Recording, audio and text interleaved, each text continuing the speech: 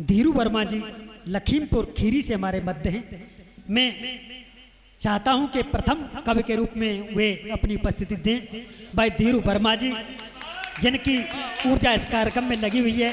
पिछले दिनों ये मेरे पास आए थे, मैंने इन्हें एक रूम में ठहराया और हुआ ये कि एक मच्छर इन्हें काटने के लिए आया, तो इन्होंने मच्छर को मारने के लिए जूता फेंक के मारा। अब वो मच्छर पर नहीं लगा, वो मच्छर फिर बच गया। अब वो मच्छर फिर दूसरी दीवार पर बैठ गया, इन्होंने फिर एक जूता मारा, वो मच्छर फिर बच गया, वो फिर दूसरी जगह। रात भर यही होता रहा।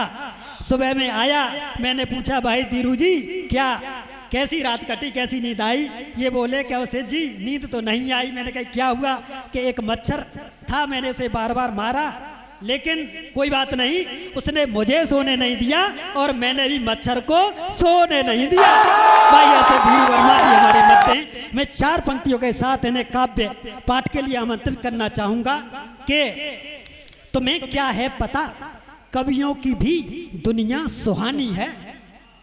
तुम्हें है क्या पता, कवियों की भी दुनिया सुहानी है।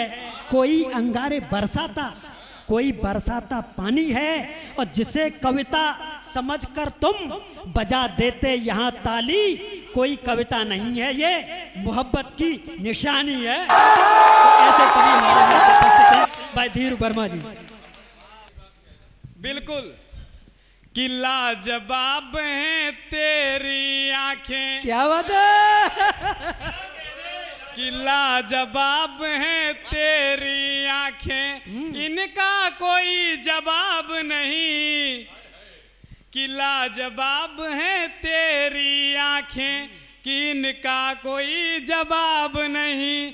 और जिसमें इनका जिक्र ना आए, कि जिसमें इनका जिक्र ना आए, ऐसी कोई किताब नहीं, ऐसी कोई किताब नहीं।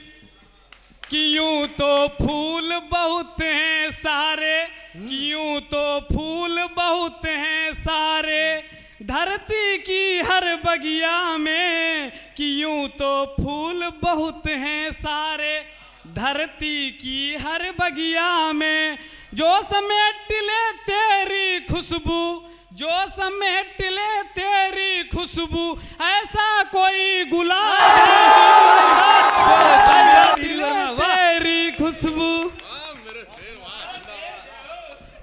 और हमारे पंकज सर जो इस समय हंस रहे हैं, वो कहीं ना कहीं प्रत्येक दिन हमें परेशान करने का भी काम करते हैं। अच्छा, और कह दिए बात। आज इनका जवाब मैं इस बड़े मंच पर अपने शब्दों के द्वारा दूंगा, क्योंकि ये जब भी हमारे फार्म हाउस पे आते हैं, यानी हमारे कमरे पे, छोटा सा कमरा जरूर है मगर मेरी ज़िंदगी में उसकी बहुत बड़ी भूमिका है।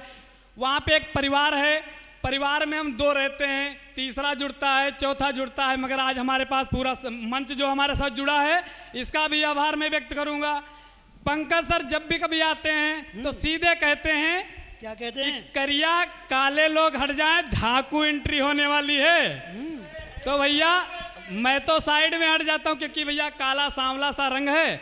तो इनको 2 लाइनों के माध्यम से इनको जवाब भेज रहा हूं। अगर आपका हमारा जवाब इनके हृदय तक पहुंच जाए तो अपने में सुधार जरूर कर लेना।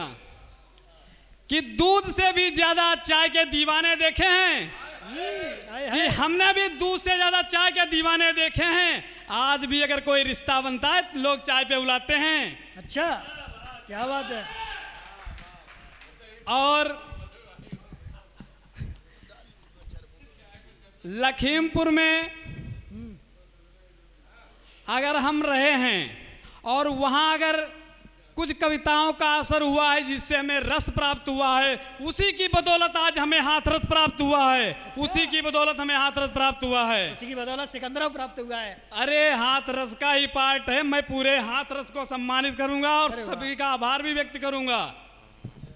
और मेरी जो व्यथा है, व्यथा को मैं अपने कथा के माध्यम से अगर 4 लाइनें मैंने देखी थी, कहीं लिखी थी, और वो सच्ची घटना की तरफ आधारित हैं, और वो 4 लाइनें आप तक पहुंचा रहा हूं। अगर उन लाइनों में अगर मेरा दर्द मेरी मजबूरी अच्छा। और मेरा सम्मान अगर छलक जाए तो तालियों से विदा करना मुझे।